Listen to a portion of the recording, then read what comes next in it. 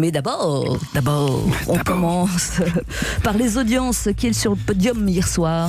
Eh bien, la première marche, c'est évidemment la série policière Capitaine Marlowe sur France 3 qui est arrivée en tête. 4,5 millions de téléspectateurs, 18,5% du public était devant cet épisode inédit dans lequel Joe Star donnait la réplique à Corinne Massiero. Deuxième place pour le deuxième épisode de Lego Master sur M6 avec 3,7 millions de téléspectateurs et un excellent 30% de part de marché sur la cible commerciale principale.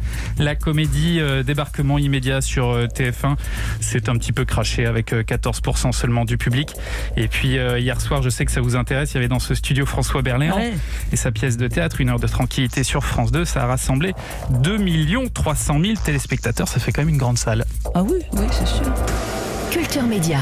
Dans l'actualité des médias ce matin, Thomas, Augustin Trapenard annonce qu'il quitte Canal+. Oui, le journaliste l'a annoncé dans un tweet hier soir. Après cette étrange année, dit-il, j'ai d'autres envies, d'autres projets.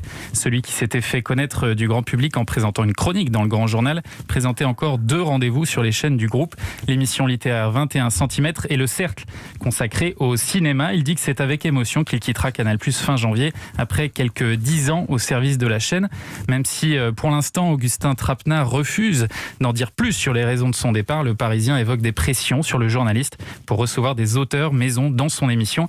Canal+ et la maison d'édition Editis faisant partie du même groupe Vivendi.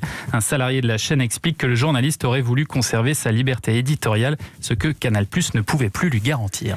L'humoriste et youtubeur Norman contraint de s'excuser après une blague douteuse. Oui, c'est un extrait de son dernier one-man show intitulé Le spectacle de la maturité qui a fait réagir violemment des internautes et notamment la chanteuse Iseult qui a accusé Norman Tavo de faire preuve de racisme et de misogynie. Écoutez ce que disait sur scène l'humoriste.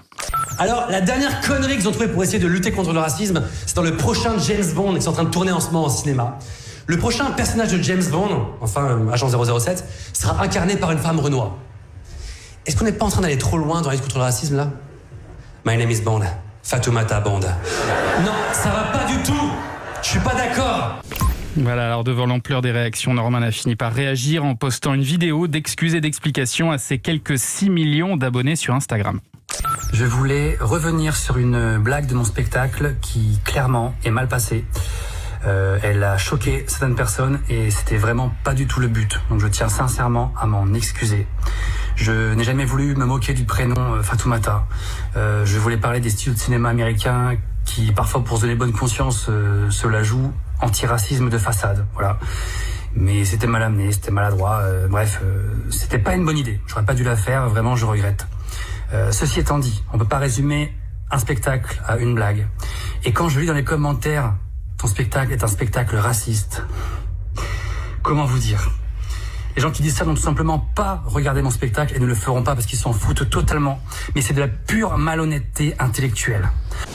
Voilà, reste à savoir maintenant si le passage en question va être retiré du spectacle. Pour l'instant, il est toujours diffusé sur la plateforme Amazon.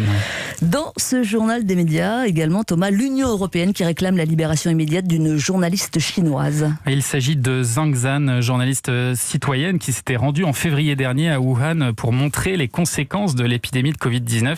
Elle avait notamment diffusé sur les réseaux sociaux des images d'hôpitaux totalement débordés. Eh bien, cela a été considéré comme de la provocation au trouble et lui vaut une condamnation à 4 ans de prison dans un procès de moins de 3 heures auquel ni ses partisans ni la presse internationale n'ont pu assister. Mais cette demande de libération de la part de la diplomatie européenne s'ajoute à une longue liste et a sûrement peu de chances d'aboutir dans un pays où le Parti communiste a le monopole de l'information. Facebook se retire de son paradis fiscal. Oui, le premier réseau social a décidé de liquider ses holdings basés en Irlande. En fait, la firme américaine profitait depuis des années de la fiscalité irlandaise avantageuse. Grâce à cette optimisation fiscale, Facebook n'aurait par exemple payé que 0,7% d'impôts sur ses 15 milliards de bénéfices en 2018 selon les calculs de l'usine digitale. Alors, Mark Zuckerberg, le patron de Facebook, s'est écrié 0,7% d'impôts, ça n'est pas raisonnable, il faut changer ça. Crédible. non, en fait, il a juste été contraint par l'Union européenne qui a fait pression sur l'Irlande pour mettre un terme à ces pratiques et les entreprises ont jusqu'à fin 2020 pour s'y conformer. Donc Facebook a plutôt attendu le dernier moment, le temps peut-être de trouver une nouvelle parade fiscale. Notre focus programme du jour, c'est la finale ce soir de l'un des concours de M6, le meilleur pâtissier. Oui, cela fait partie des franchises à succès de la chaîne, à tel point qu'ils font maintenant 2 saisons par an. Mais celle-ci a été un petit peu particulière. Elle a été tournée pendant l'été, après le premier confinement, mais le tournage a dû être arrêté en pleine épreuve à cause d'un cas de Covid dans l'équipe technique. Le tournage a pu reprendre 1 mois plus tard avec tout le monde, sauf la juge Mercotte, considérée à risque. Louise Bernard lui a donc demandé sa recette pour noter des gâteaux qu'elle ne pouvait pas goûter. D'accord, je ne pouvais pas goûter, mais je pouvais juger. Et en plus, j'étais à la place du téléspectateur parce que je voyais ce qui se passait, j'avais envie de goûter, mais je pouvais pas goûter. Donc c'était un petit peu dommage. Pour juger, visuellement, c'est assez facile, même de loin, on a quand même l'habitude. Et après, gustativement, je fais entièrement confiance à Cyril. Voilà, et alors que va-t-il se passer dans la finale de cette saison pas comme les autres ? Eh bien, on lui a aussi posé la question. C'est une très belle finale, vraiment, il y a du suspense. Personne ne sait vraiment qui va gagner, je trouve ça super. C'est une finale entièrement féminine, ça tout le monde le sait. Il y a 2 étapes, il y a le défi de Cyril, c'est de reproduire le gâteau du générique. À ce stade-là, on va éliminer une des 3 finalistes. Et après, l'épreuve créative, où elles devront représenter un gâteau, un film qu'elles ont beaucoup aimé, un chef-d'œuvre du cinéma, on va dire. Et bien là, c'est vraiment un tête-à-tête, un duel en fait, entre les 2 qui restent.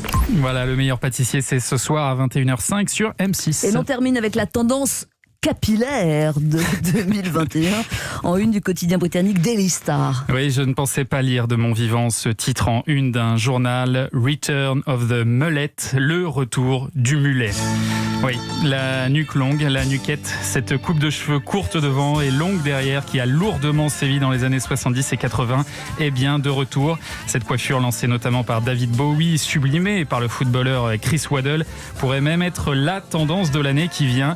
Courrier International nous raconte que le Daily Mail australien a même enquêté dans des salons de Melbourne et confirme que c'est désormais le principal look adopté par les hommes australiens. Mais les femmes ne sont pas en reste. Rihanna, Miley Cyrus, de nombreuses stars ont adopté la nuque longue.